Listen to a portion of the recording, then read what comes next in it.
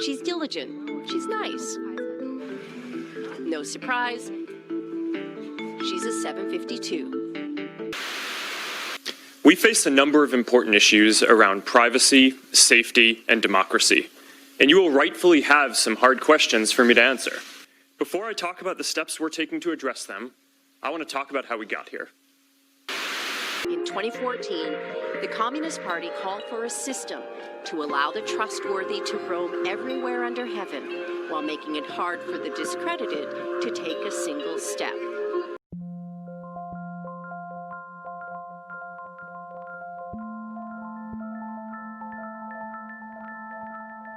On January 25, 2017, George Orwell's classic novel 1984 suddenly hit the bestseller list after years of laying dormant in everyone's mind who were required to read this book back in high school. Learning this did not surprise me at all. But lately, I've been reading a lot of articles online comparing Orwell's 1984 to Aldous Huxley's A Brave New World. And the question that's on everybody's mind is, which one of those two books foreshadowed the future more accurately? Well, I'll break it down as quickly as I possibly can. Orwell's 1984 seemed to predict a dystopian future where a tyrannical and oppressive government forced its country's citizens to get in line, and were told only to listen to what the government tells them. Huxley predicted that we would bring this way of thinking on ourselves. In other words, Orwell said that the government would ban books. Huxley imagined a world where nobody would want to read them. So if you weren't already aware, the Communist Party of China has found a way to connect all of its citizens to a social credit system. I would argue that such a thing wouldn't be possible had the smartphone never been invented. The question that's on everybody's mind is, and mine in particular, I know I have a tendency to be paranoid. My question is, would this ever happen in the West? My answer to that question is, why not? Probably. It seems to me that we're already setting up the building blocks to make such a thing even possible. Huxley's proposition that we're bringing this dystopia upon ourselves is coming more true now in the year 2020 than ever before. Most Americans can't function without their smartphone. The competitive, envy-fueled nature of social media has already set the bar for how we interact with the world publicly via the internet. Ever notice how commonplace it is to be browsing Facebook and notice that everyone braggadociously tries to portray their life as if it's perfect, happy, content, leaving you feeling hopeless and alone? Pushing a boulder up a hill only to watch it roll back down again?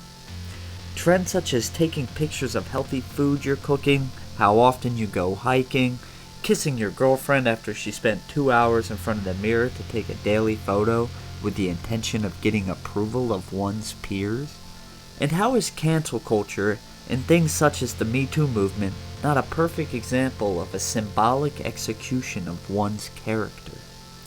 Sure, we can all agree that at least metaphorically we already live in this strange paradigm where the credit system is invisible. But what if it isn't? What if companies were already implementing strategies to rank a person based on how they conduct themselves? Well, I'll go ahead and warn you right now. It's already happening, to some degree at least. This video, admittedly, may include some major stretches, but for me, predicting things has become a hobby, and I can't help but see everything happening around me as an early warning sign of what's to come. Technology is becoming more personalized, and the idea of ranking people based on their behavior, I imagine, will become a successful business model at least, which will set the trend for future companies. So this is what I'm going to try to do for this video. It's going to be a combination of two things.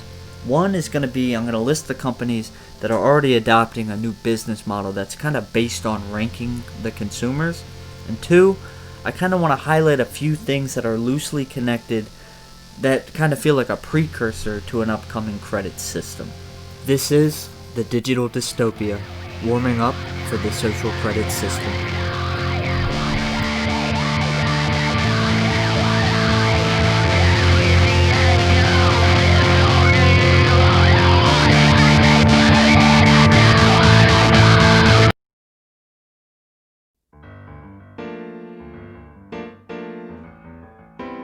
So in 2018, Facebook got caught using a secret rating system to determine the trustworthiness of its user base. They claimed that this was a coordinated effort to fight against fake news on its website. I myself agree that fake news is a huge problem on social media, but what makes me more uncomfortable is the fight against fake news. To me, it's kind of a slippery slope because it kind of feels like it's the first step towards censoring the internet. And I believe that the internet is fine the way it is, or at least was a couple years ago. Since I'm already talking about Facebook, I might as well go into how social media is already kind of a social credit system made for the people and by the people. And finding out it rates users based on their trustworthiness to fight fake news makes me wonder if they rate people for things unrelated to that. There's a long list of shady things Zuckerberg and his staff have been caught doing, so I wouldn't be surprised if they rated people based on their popularity and influence. As far back as 2009, Facebook introduced a system that exposes people's buying habits on other sites such as Amazon, which totally crossed the line, but I think, in a way, it exposed how impatient the guy is when it comes to his attempts to revolutionize the future. Zuckerberg's clever idea to capitalize on collecting data should be enough to scare users off his site. Somehow it doesn't. He always claims he's building something, but I got news for you, Zuckerberg. All you've built is a shitty website that makes people unhappy. The statement we don't build services to make money. We make money to build better services.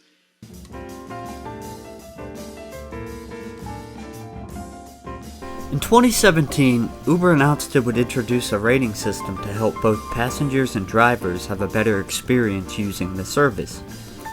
After hours of watching footage of Uber passengers being drunk, rude, and belligerent, it kinda makes the whole idea make sense, but that doesn't stop me from hating it. I pretty much have a bias towards anything futuristic at this point. To boil it down, if you're an Uber driver and you drop below a 4.6 rating, you're deactivated from the app. When I first read about this, I first imagined that stuff like playing loud music, talking into an earpiece, and being rude in general would get you kicked off of Uber, but that doesn't seem to be the case at all. I read through the things that qualify as good behavior, and it basically suggested that being a chauffeur to your Uber passenger is the best way to keep making that sweet, sweet Uber money. The list includes offer passengers bottled water, chewing gum, snacks, mints, and phone chargers. Keep your vehicle clean and well maintained, dress appropriately, open the door, offer to carry bags, take the best route, be nice, pick up the right rider, and don't ask for a 5-star rating. I've personally never used Uber, so most people might already know about this, but I don't see what's stopping a bunch of spoiled millennials from giving their Uber driver a bad rating because they didn't practically address you as the royalty you think you are. Student Life technology, developed by Dartmouth researchers, is by far one of the most futuristic and unsettling examples on this list. An article by Tech Explorer explains that using smartphones, fitness bracelets, and a custom app, they have created a mobile sensing system that judges employees and students based on their performance. The system works by monitoring the physical, emotional, and behavioral well-being of workers to classify high and low performers. I'm almost speechless to how invasive this idea truly is. People think it's bad enough that Amazon makes their employees piss into bottles in the sake of optimizing performance, but if you could imagine a technology that tracks how enthusiastic you are about a job you barely care about in the first place, then there quickly becomes a good reason I called this channel the Digital Dystopia. The main problem I see with technology such as this is that once a system is put into place that has all the qualities of a yearly rectal exam, it will begin to be used on a wider scale and it will be very, very difficult to undo it. We, unfortunately, live in a world where making profit reigns supreme over everything else, and I could imagine this idea becoming profitable. But at what cost? Privacy has now become like an ancient relic of the past, and it seems companies are trying to boil it down to the farthest degree possible. And I'm not gonna lie, it freaks me out, and it should scare you as well. That's my only real motivation, is not to be hassled. That and the fear of losing my job, but you know, Bob, that'll only make someone work just hard enough not to get fired.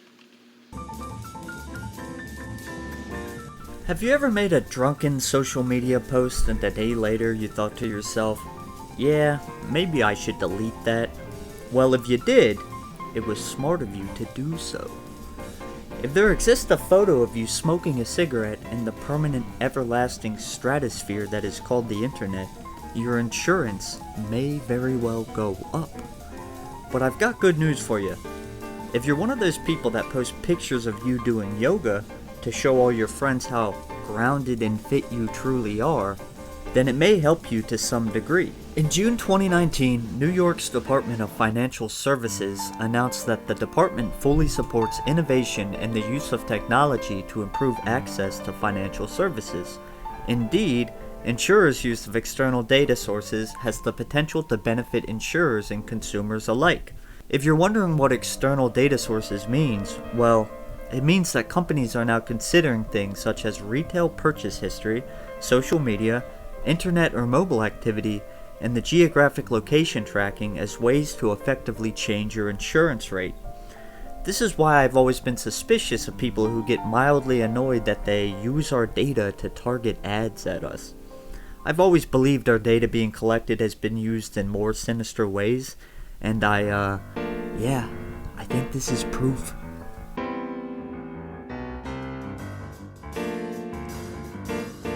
In conclusion, it's hard to predict the future, but it's not impossible if you choose to look at the obvious trend that's happening quietly in the background as everyone looks the other way. Hell, maybe a social credit system would make life better in some ways. I would disagree, but that's my perspective. One thing I'm sure of is if something like this happens, it would most likely happen gradually. We've already for the most part accepted that living in the information age and the age of the internet has consumed our lives entirely, and I believe it has effectively made life worse, and I'm not sure whether or not we can reverse it. Living in a post-9/11 universe has caused us to blindly accept extremified security measures and constant never-ending surveillance. I find myself constantly thinking that a major crisis is needed to implement drastic change. And thank God we haven't had a major global crisis in 2020. If this video interested you, subscribe to my channel. This is the first video I've ever made and I kind of rushed it, but I have hundreds of ideas for videos related to all things both digital and dystopian. Thank you for watching.